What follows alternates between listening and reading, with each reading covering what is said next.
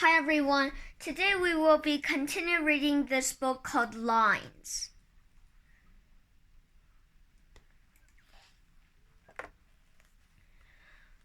A symbol of power. Lions have always fascinated humans. Lions walk and carry themselves with dignity and grace, and they have become associated with these qualities. Lions also represent strength, courage, and bravery. The lion is often said to be the king of all animals because of its position at the top of the food chain. Lions have been used as important symbols for centuries. Images for the animals raised flags and heraldry of high-ranking European families. Representations of lions can also be found wherever they once lived. Images of prehistoric lions have been located in ancient Indian and African art and even the caves of southern France. In the Roman Empire of about 2,000 years ago and in later kingdoms and cultures, lions were featured in popular gladiator contests. Emperors and kings, along with thousands of bloodthirsty spectators, watched as lions fought each other and humans for sport. Later, poets such as James Henry Leigh Hunt recounted such tales in verse. By the 1st century AD, lions started to disappear from Europe as the human population infringed on their territories and competed for their food. The lions' range shifted eastward, and it lived in Eastern Europe's Caucasus Mountains until the 10th century. The Asiatic lion once roamed from Turkey throughout the Middle East to India. But aggressive hunting took its toll on the populations of these lions. By the late 19th century, the Asiatic lion had disappeared from Turkey, and lions were last seen in Iran in the mid-20th century. Lion hunting remained a popular sport for centuries. People who were able to kill a lion were believed to have unusual courage and bravery. Important figures in ancient history, such as Greek ruler Alexander the Great and Egyptian pharaoh Ramesses II, were thought to have hunted lions and kept some as pets. Throughout history, African tribesmen killed lions to prove that they were no longer boys but men. As people began to travel the world with greater ease, starting in the 17th century, more were drawn to Africa for its unusual creatures and adventurous safari hunts. On these trips, hunters would kill lions, preserve their bodies or heads, and take them home to display as trophies of their hunting skills. When the gun was introduced in the 18th and 19th centuries, lion populations suffered larger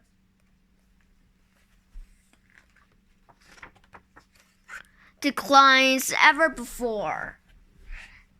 In 1909, former United States President Teddy Roosevelt went on a year-long safari with his son. In 12 months, they killed 500 big game animals, including 17 lions, and brought specimens back to display in the Smithsonian Institution in Washington, D.C. Unfortunately, lion populations continue to decline today. The Asiatic lion is endangered, and the World Conservation Union has given the African lion vulnerable status, meaning it is close to becoming endangered. The organization estimates that there has been a 30 to 50% decline in the lion population in the last 2 decades. In specific regions such as West Africa, the lion is considered endangered, with the number of mating lions estimated to be around 1,000. Due to their declining numbers, the majority of lions now live within the protected confines of national parks. Countries in which lions live often contain several spacious parks.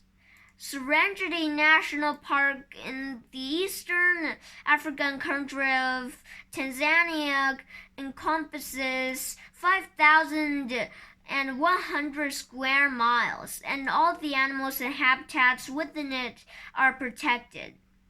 It is not unusual to see large numbers of lions on a drive through the park, even though they are endangered. Such preserves can give visitors a false impression about overall lion populations. Lions have always been important to the native peoples of Africa and Asia, but it was not until lions were taken out their natural habitats that people around the world got their first look at the giant cats. Lions soon captured the imaginations of many and found their way into popular culture in different ways. For centuries, lions were a regular circus feature, but it wasn't until the 17th century in England that circuses featured lion tamers. These daring men and women would perform in the same ring or cage as lions and make the animals jump, leap, and perform tricks. Unfortunately, many lion tamers remembered too late that they were working with wild animals, and careless tamers were injured or killed. The best-known lion tamer was Gunther Gibble Williams, who worked for the Ringling Brothers and Barnum and Bailey Circus in the mid-20th century. In literature, perhaps the most famous lion character appears in British author C.S. Lewis's children's tale, The Lion, the Witch, and the Wardrobe. In this 1950 book, a lion named Aslan is the strongest animal in the kingdom of Narnia, though he has been absent for many years. He returns in time to save 4 children who had entered the kingdom through a magical wardrobe from the evil White Witch. The witch kills Aslan, but he comes back to life to peacefully rule the kingdom. The book has been made into cartoons and a 2005 Hollywood movie. Perhaps the best-known fictional lion of recent years is the cub Simba from the Disney animated movie, The Lion King. Simba battles with his uncle, Scar, to take over his rightful place as the head of the pride. Even though the movie does not accurately mirror reality, the movie delighted audiences and inspired a Broadway play. With their imposing and proud manner, lions make for popular mascots. A roaring lion can be seen before the start of every film made by the Metro-Goldwyn-Mayer Movie Company. The fierce competitive line makes a fitting mascot for many sports teams as well, including the Detroit Lions of the National Football League. Lions remain a beloved animal among the public, and they are the main reason why many people travel to Africa and go on safari. Seeing a lion in the wild is considered a chance of a lifetime for many people, and the countries in which lions live benefit economically from the tourists lions and other wildlife bring.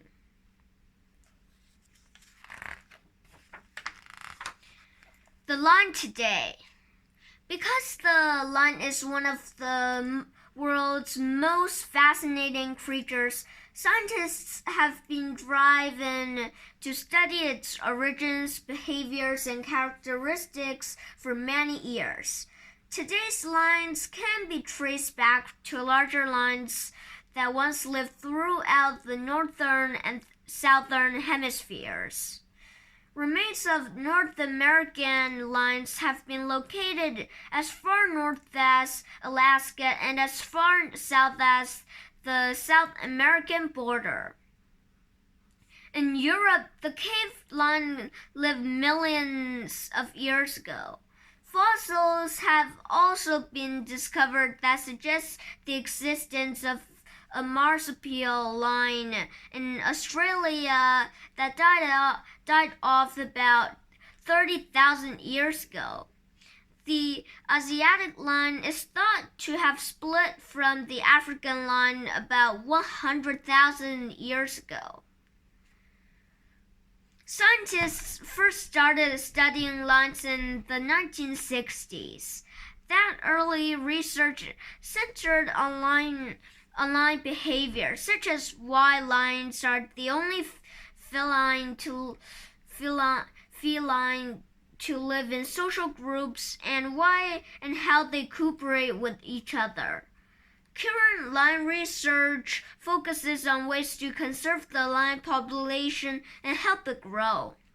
Scientists think they can do this by concentrating on the issues of reproduction, communication, and habitat. Scientists track lions to provide estimates of their populations and to watch for the slightest decrease in numbers so they can prevent further declines. Researchers monitor lions by fitting a female with a tracking device. Because lions live in prides, monitoring one lion in each pride is usually sufficient.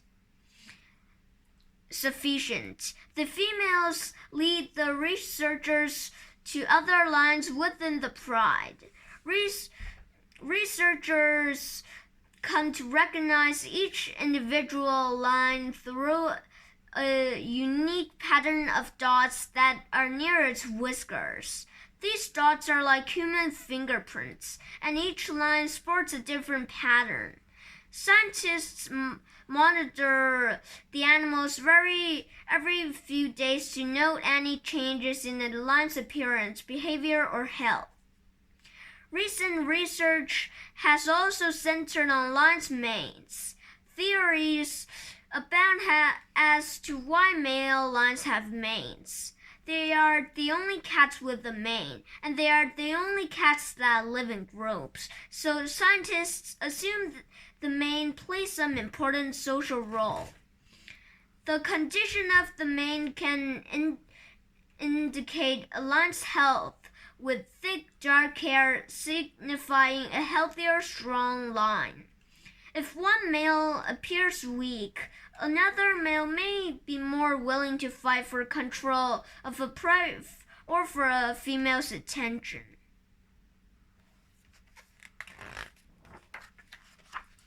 Using life-size stuffed animals, one team of researchers set out to discover what purpose the mane served. Each of the 4 fake lions had different manes, varying from light to dark and from short to long. In most cases, female lions preferred the lion with the long, dark mane. Testing real lions with dark manes, scientists found that those males had a higher amount of testosterone, a hormone present in all males. The higher the levels, the more attractive the male was to a female. A healthy male also had a better chance of fathering healthy cubs. Scientists also monitor lions in parks and reserves for genetic problems that can result from inbreeding. If a pride is isolated and small, family members will mate with each other and produce offspring that may be sick or weak. In these cases, scientists may try to artificially inseminate lions or introduce new females into the pride to maintain genetic diversity. The lion still faces many threats to its population, including those posed by disease. In the early 1990s, 1/3 of all lions in Serengeti National Park died from canine distemper, a disease found in dogs that live in the villages surrounding the park. Research showed the disease was passed from dogs to hyenas, which then traveled long distances and came into contact with lions. Since then, dogs in those African villages have been vaccinated to halt the spread of the deadly disease. Perhaps the biggest threat to lions today is humans. In areas where lions are not protected, they are vulnerable to the destruction of habitat that occurs when the human population grows. In Africa, land for cattle and other ranch animals is in high demand. As the agricultural industry continues to expand, the lion's habitat will continue to shrink. Human imposition upon the habitat also affects the populations of zebras, wildebeests, antelopes, and other prey upon which lions depend. Lions, in a desperate search for food, sometimes attack cattle on nearby ranches, leading ranchers to shoot the lions.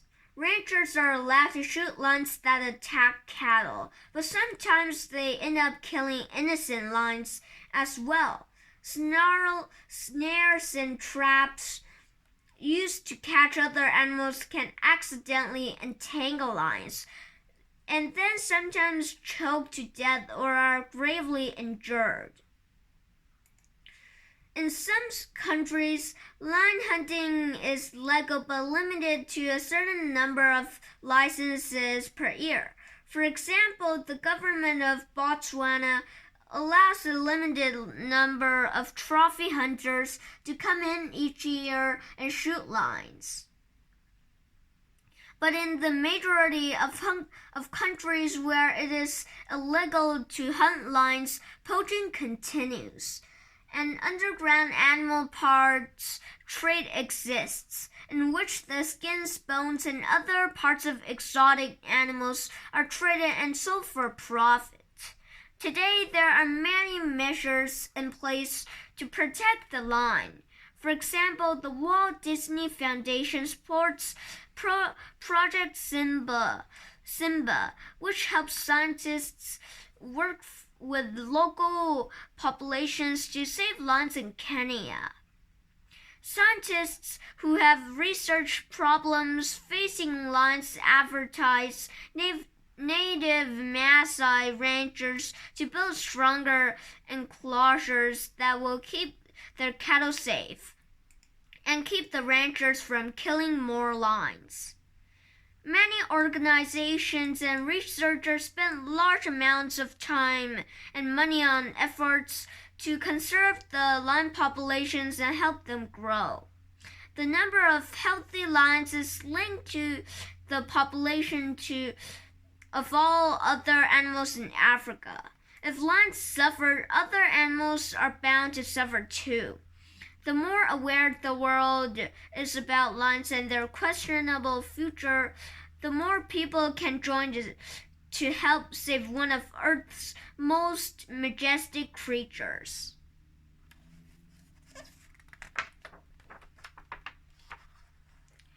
Animal Tale: The Lion and the Mouse. One day, a great lion was taking a nap in the shade of a big tree. Soon a little mouse started running up and down the lion's body.